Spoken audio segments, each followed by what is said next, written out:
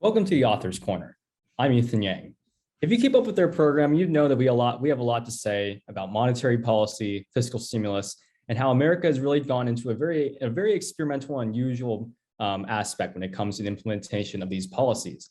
However, as we all know, antitrust policy has become more and more relevant, especially with the recent populist agenda of the Republican as well as Democratic parties in recent years. This question is fundamentally not just about economics, but about law. In fact, the intersection of law and economics. Joining us today is Professor John Yun. He's an associate professor of law and the director of economic education, the Global Antitrust Institute, as well as a professor at George Mason Scalia Law School. Prior to joining the GAI, he was the acting deputy assistant director in the Bureau of Economics Antitrust Division at the U.S. Federal Trade Commission. His experience includes the analysis of horizontal mergers, vertical restraints, exclusionary conduct, and over his 18-year career at the FTC, he has presided over a number of high-profile matters and investigations in various industries, including consumer products, retail, intermediate goods, and technology. His research interests include law and economics, antitrust, regulatory policy, and industrial organization. He has published in academic journals, including the International Journal of Industrial Organization, Economic Inquiry, International Review of Law and Economics, and the Review of Industrial Organization. He has taught economics at schools like Georgetown, Emory, and Georgia Tech. He's received his PhD at Emory University. Professor Yun, it's great to have you. Thanks for having me, Ethan. Appreciate that. Yeah, of course. So what brought my interest to your work was one particular paper you published called The 12 Fallacies of the Neo-Antitrust Movement. And in the paper, you push back against a lot of different assertions that the public can certainly be seen being proposed today. You call it the neo-antitrust movement. Some people might be familiar with the term neo-Brandisian, maybe. But can you explain just to start us off, the general purpose of antitrust policy? Why do we have this law to begin with? And what is the difference between the neo-antitrust movement and what the established policy is today? No, it's a great question. And let me start and caveat this by saying that, look, there's really good arguments on both sides. And so my comments really are in the spirit of good academic debate and in civility in terms of this. Sometimes it can get heated on these questions. And so, I mean, it's a really good question. When I first started antitrust long ago, it was a fairly sleepy area of the law, antitrust. It was deep in the law and economics. But there was an objective that everyone sort of knew, which is the consumer welfare standard. And there was a lot of sort of serious scholarship in how we apply and administer that standard. And so it was kind of a rich time intellectually. And so what is this consumer welfare standard? It's really this fundamental idea that you want to look at the performance of a market in terms of whether it's price, quantity, quality, or innovation, or really all four. And you want to see what the impact is on the market participants with a specific focus on consumers. How are they doing, right? Are these various policies in terms of a merger or an exclusive deal or various types of governance decisions that a platform may implement? How are consumers doing at the end of the day? That was kind of the objective of the consumer welfare standard. And this really is kind of an evolution.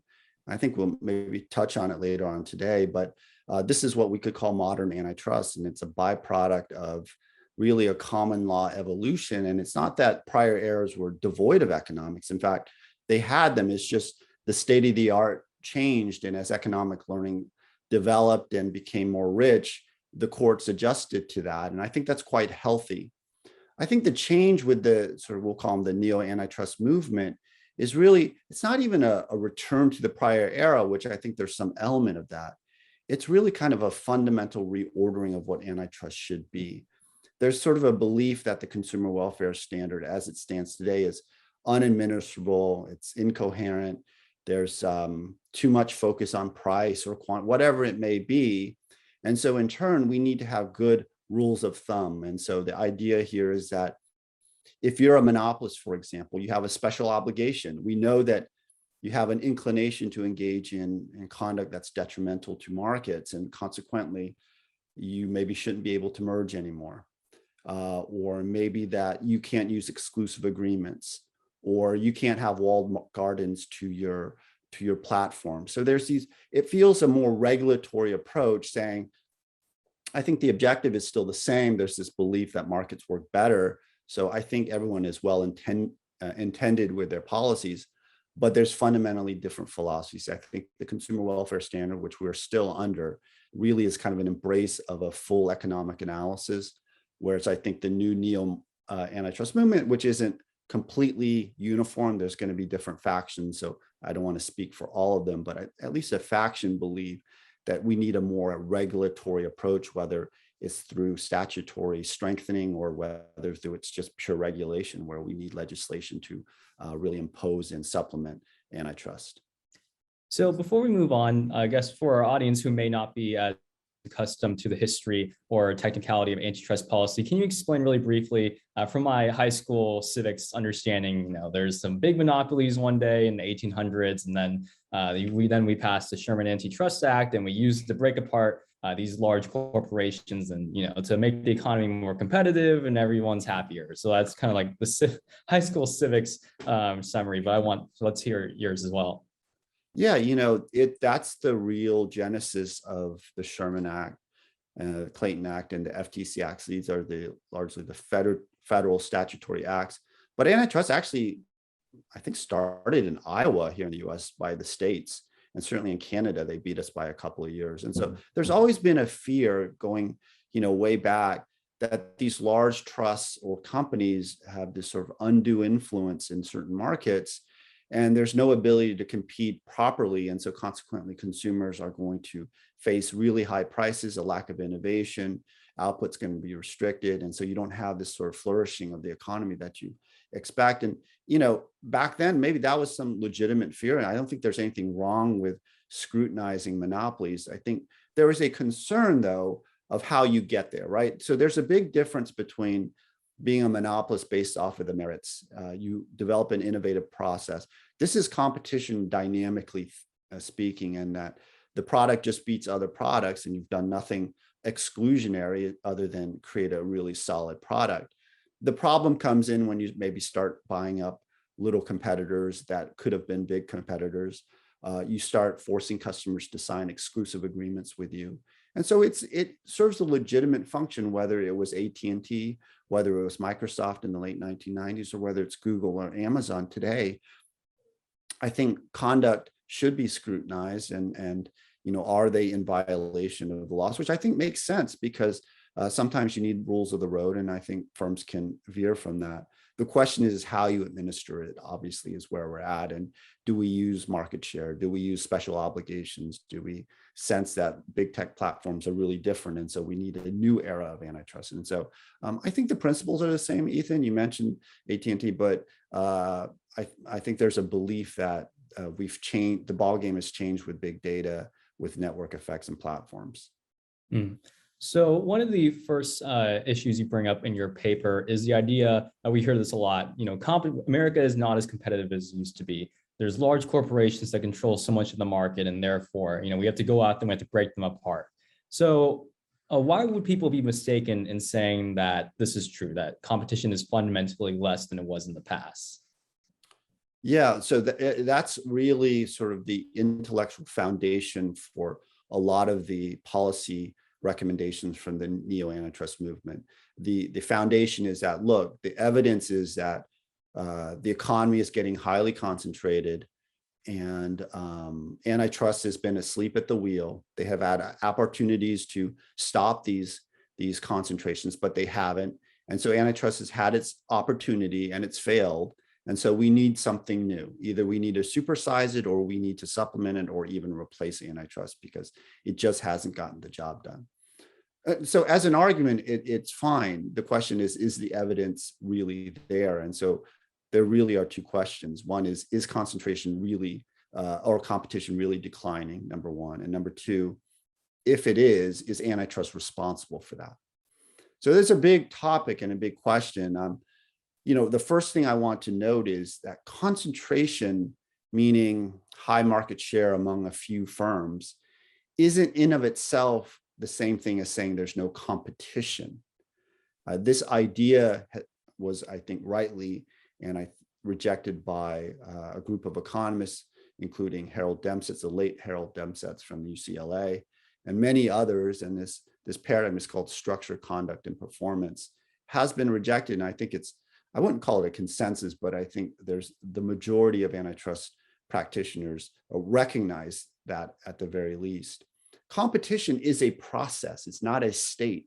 So if we say, oh, there's 5 firms versus 3, so the 5 has more competition, it's missing the larger picture. How did you get from 5 to 3? What happened? Did the 3 just outcompete the other 2 and those other 2 exited and then moved their resources to other areas? Or did they engage in certain types of conduct that were sort of outside the bounds of what we would consider reasonable, acceptable business conduct, using some type of exclusive agreements and really twisting the arms of consumers not to buy from their rivals? Those things would certainly concern us. So I think on principle, we have to be cautious to equate competition with concentration. So that's point number 1. But to get at the heart of your question, is concentration increasing or even competition decreasing? I think part of the problem is some of the studies, not perhaps all, but some of the studies that are being relied on really were not intended to answer the antitrust question. They are very forthright about this. So let me give you the most prominent example. The Council of Economic Advisors in 2016 released this report, this very influential report, saying that, concentration is increasing. And what they did is they took a 50 firm concentration ratio. What that means is they aggregated these markets so that there's 50 firms, and really across markets. And it's not really even a market study, it's an industry study. It's things such as utilities. And so these are and not saying that this isn't useful, but these are very broad sectors of the economy that you're kind of aggregating and saying, what happened to concentration? And so the authors are very frank and saying, oh, this doesn't mean that these are antitrust markets. This doesn't mean that they're really applicable to that question. We're just looking at something quite different. I just think it's been misused, perhaps, or not fully caveated when these studies are being used. And I think that would be more useful. It's not that they don't contribute to the debate. I think we just need to know fully what the study was really intending to answer. So just to further go down this line, professors, Luke Frobe and Greg Worden and Carl Shapiro, they've all written on some of these concentration studies really missed the mark. The fact that concentration going up could actually be a good thing in certain circumstances. It could be leading to more consumer welfare and benefits. And so I think, again, they have their place, but as a debate and indictment of antitrust, I just don't think the evidence is sufficient to make that conclusion. Has antitrust missed some mergers? Has it, missed some conduct? Certainly. That's with any agency, you're going to have some misses. But has it really caught a lot? Has it really done a lot of what it's supposed to do? I think that's often missed, right? You'll focus on that one error, 1 out of 10, and I'm not saying they're 9% right, but just as an illustration, to point to that 10% as sort of a failure of antitrust, I think might be missing the larger picture. So I guess to summarize, looking at Amazon, just pointing at it and saying that's a big bad company with a $1 trillion market cap would be missing a lot of what they're actually doing for consumers, what they're doing for society. Exactly. And Amazon is an interesting target, right? They are very conventional in one respect, in that, like Walmart, they're kind of known for variety and a low price, or very good prices. They might not be the lowest price. And generally, we think those are good things. And so it might come as a surprise, at least to some observers, that Amazon is the subject of such antitrust scrutiny, because the name of the game isn't really to raise price, it's to lower it. And there's no real allegation of predatory pricing on the behalf of Amazon. I think the larger question is that Amazon often, quote, competes with their own third-party sellers. So Amazon brings in third parties and small businesses to use the platform to reach consumers. They take a cut of those sales, and they also compete with those same sellers, often with their with their private label products, Amazon Basics and various things like that. And so there's this belief that Amazon is sort of stealing data from their own sort of third-party partners, using that to find areas of entry and then sort of competing unfairly. Yes, prices are low, but ultimately this harms the environment because the small businesses really just cannot compete and they will ultimately exit. And so you're just left with Amazon, who will then perhaps not be as aggressive with pricing. And so, as a theory, it certainly is there. I just think that this allegation, though, notice all the things that are happening. It's all based off low prices and entry. Those are generally good things. It doesn't mean that this is a per se legal thing, but I think it should be a little higher barrier if we're going to make allegations that we don't like that, there's entry and low prices, because there's some dynamic competitive harm that will happen down the road. I'd like to see evidence of that and before really buying onto these theories. Again, we can posit these theories in our offices, but what's the reality? And it appears that Amazon's creating a great deal of value. And I guess on that point about prices and lowering them, another allegation you bring up is that the Chicago school, or the consumer welfare standard that currently exists today, the status quo is too concerned with prices, and there's all sorts of stuff that we should care about, like climate change or equity or small businesses or racial justice, what have you, right? Sure. So why are the neo-antitrust crowd bringing up all these various other factors you need to consider? And why would they be wrong just saying that the current status quo is only concerned with bringing down prices? Yeah, my simple belief is that they're bringing these objectives in because they care about them, right? They believe that these are important public policy objectives, and many would agree with at least some of those litany of things that they think should be in the antitrust purview. I think we can agree that some objectives could be good, and also agree that antitrust might not be the best vehicle for that, right? We can hold both of those opinions. So, for example, climate change, that might be something that we fundamentally believe in. Some might not. I'm not saying that we should. But if we accept that as an objective, the question then is, what's the right vehicle? What's the most effective means for government to create a market correction if there's a failure there? Is it through antitrust, which has been traditionally focused on markets and the fundamental workings of them?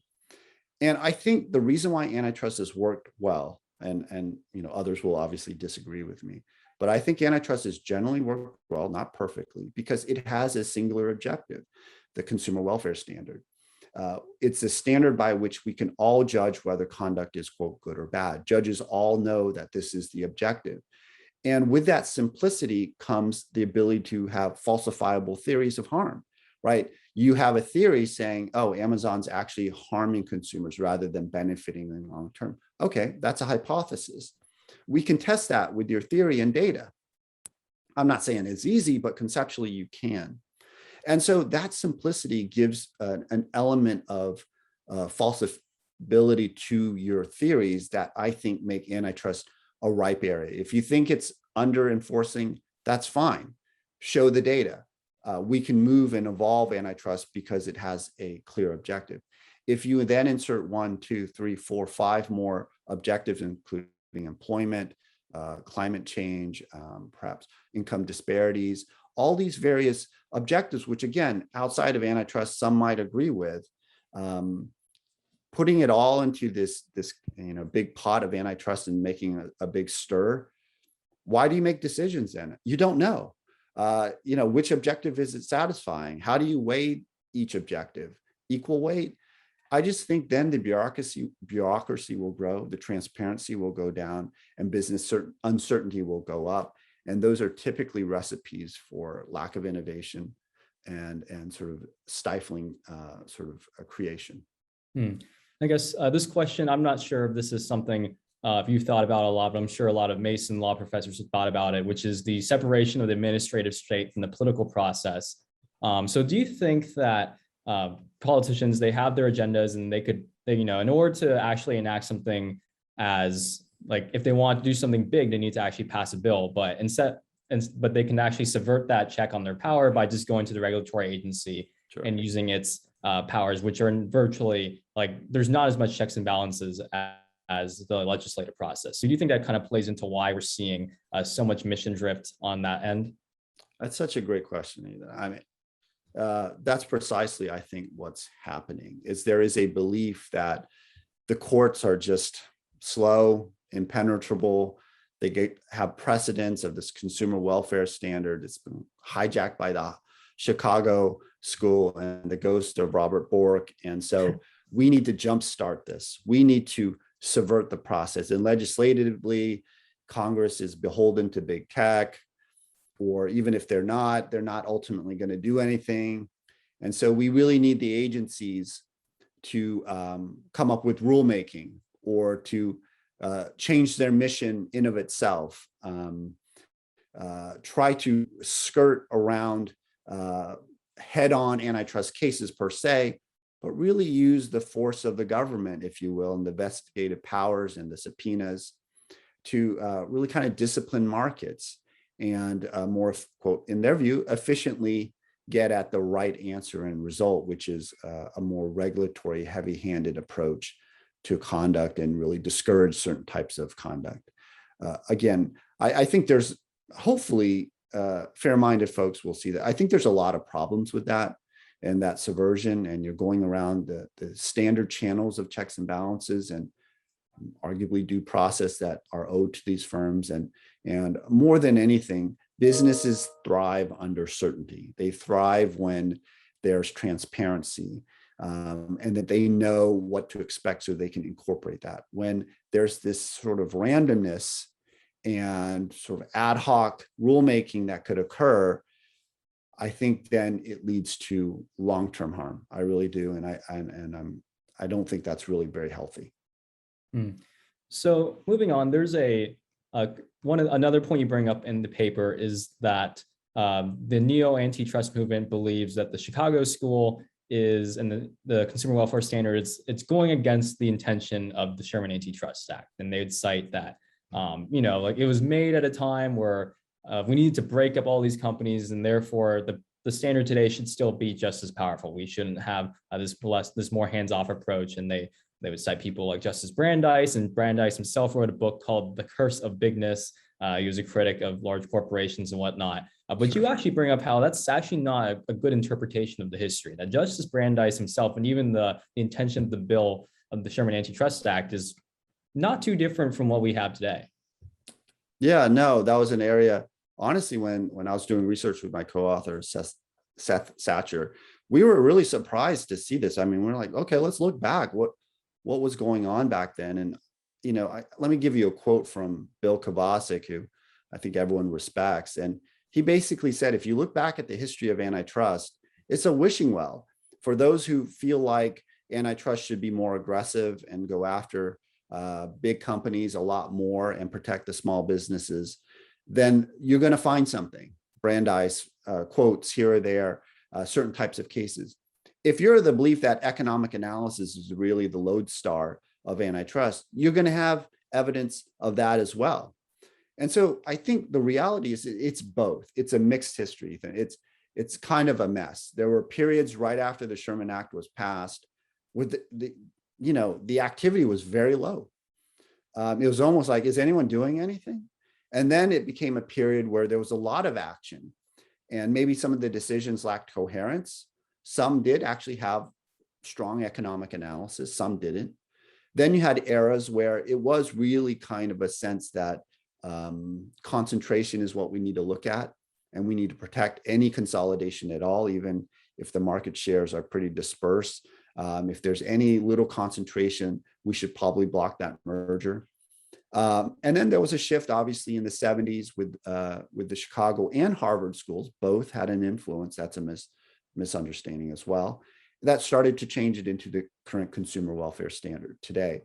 And so, long story short, I think an honest reading of the history is that there's both. You can find an appeal to the neo-Brandeisian view, and you can also see an evolution of the economic approach over time. And I think that's the reality. It's it was a little bit of a mess. And that's why I think that's one of the virtues of the consumer welfare standard. It created a standard. And even if you don't think it's the perfect standard, it at least gives coherence to the law and certainty.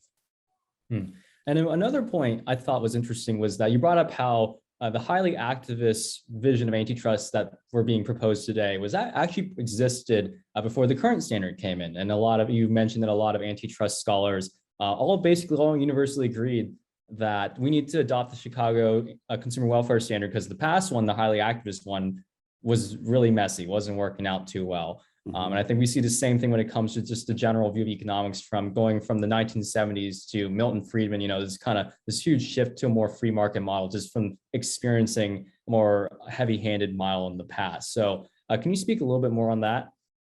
Yeah, no, I think that's right. So, economic models change, right? The state of the art, even in the 1970s, when things were changing, there was sort of a view on certain types of things, such as vertical mergers and vertical practices, even horizontal mergers, that there was a sense that, look, we're being overly burdensome on firms for these conducts. We need to be more relaxed. So there was almost like a swing. It was a reaction against the excesses of arguably excessive intervention into these markets.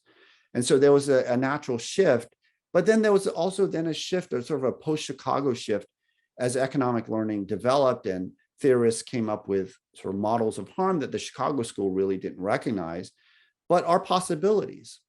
And so we have a richer set of theories, and I think that's quite healthy. It's not that we need to stay in a Chicago model or a Harvard model or neo-Brandeisian model. I think we need to stay in an economic performance competitive environment model where we ultimately say, hey, let's understand the conduct. Maybe our tools are better, our data is better. We have more insights into what this conduct is really doing to price, quantity, quality, and innovation, and ultimately what happens to consumers. I think if we have that objective, I think even those who are really strong on the neo-Brandeisian side would say, hey, that's a pretty good result to say, at the end of the day, we can show consumers are better off. I hope that that's their objective. I think that's the objective of the consumer welfare standard. And so I'm just a firm believer, Ethan, that economic theory needs to be allowed to flourish, to evolve, to improve, and to be more administrable. And I think that's a fair argument. But these are complicated cases, and these are billion-dollar industries. The fact that you have to have a couple months of intense economic inquiry, whether you're going to condemn these industries or not, I don't think personally is this huge cost that everyone is talking about, where we need to make decisions within a few weeks. Some of these things are complicated, and so there's no easy answers at times. And so let's let really the intellectual ideas and these economic models and data and evidence work itself out. Not to say, oh, it's just so hard, nobody knows, they can do anything, but try to get the right answer. So one final question, I guess you can leave us off on, I guess the huge, I guess for me, it's one of the most concerning things about what we're seeing today, not just in antitrust, but as I alluded to in the beginning, monetary policy, fiscal policy. I think a lot of people already know about mission creep at the Fed being a huge problem. You got the Federal Reserve banks all across the country. They're created to do two things: keep employment high, keep inflation low. Pretty good objective, but now they're being tasked to go after climate change, racial equity, what have you. And so it's fundamentally a case of mission creep that might lead to bad consequences in the long run when you allow the money supply to be beholden to all these political objectives. And I think we're seeing the same thing when it comes to antitrust policy, as you allude to in your paper. So why do you think there's just so much mission creep going on, not just at the FTC or the DOJ, but all across the administrative state, it seems? And do you think this dynamic is dangerous? Yeah, wow. So there's a lot of layers to your question there, which is a really good one. And first of all, I think it's well recognized under public choice theory that agencies and governments tend to grow, and their mission tends to grow. Antitrust has been a very nice area of the law because I think it's been quite disciplined for a very long time, but that's changed and perhaps inevitably. And as you mentioned, there's a lot of pressure, and the question is why? Why now for antitrust? What's going on? Well, it's coming from both sides, right? It's whether you're sympathetic to the left or to the right or somewhere in between. There are proponents, not all, on both sides who want to use antitrust as, again, a vehicle for their larger policy goals. They might be different goals, but they see antitrust as the right vehicle to get them there. I think those who are interested more in a arguably regulatory environment where sort of big companies are restrained and controlled, again, with perhaps a good objective of bettering consumers. I'm not sure it gets that objective, but certainly we can recognize that's the objective. And they think the regulation it's long overdue. And then we talked about adding on the layers of climate change and income disparities and various other objectives, which could be quite good.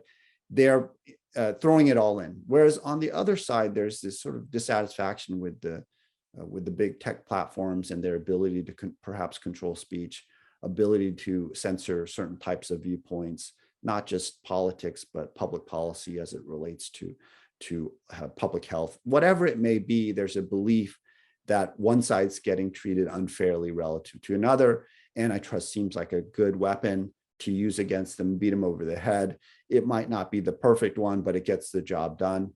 And so there really is this uniform belief that, hey, let's use antitrust beyond what it can do. And I think that's the troubling aspect because of the reasons I mentioned earlier. Agencies work well when they're professional and they have an objective that everyone, courts, agencies themselves, as well as businesses, all recognize as a legitimate objective of the consumer welfare standard, for example. I think then when you move away from that, that's when we have the issues. And so it doesn't surprise me that antitrust is an attractive target. I think if you look deeper though, antitrust is so disciplined that there's a frustration because courts have a coherence. If you look at the scholarship, there's a coherence. And so it's not easy to just come in and break everything because there really is a legacy, and I think a very good one, intellectual history based on real foundations, and it's not an easy area to disrupt. And I think you're seeing that. You're seeing frustration with that. And we talked about the administrative state, maybe rulemaking, legislation. Let's just scrap the whole, because it really is a formidable area of the law, and I think rightly so. Well, thank you, Professor Yun. Thank you so much for joining us on the show today. Thanks for having me. Appreciate it. Yeah, of course. Professor John Yun is an associate professor of law and director of economic education at the Global Antitrust Institute, as well as on the faculty at the Antonin Scalia Law School at George Mason University. If you liked what you heard today, make sure to follow AIER on all our various channels such as YouTube, Facebook, Twitter, as well as check out our website at aier.org. If you really liked what you heard, you want to support more cutting edge outreach and research just like this, make sure to check out our website, aier.org, maybe even consider becoming a donor. Thank you so much for listening today, and we'll see you on the next show.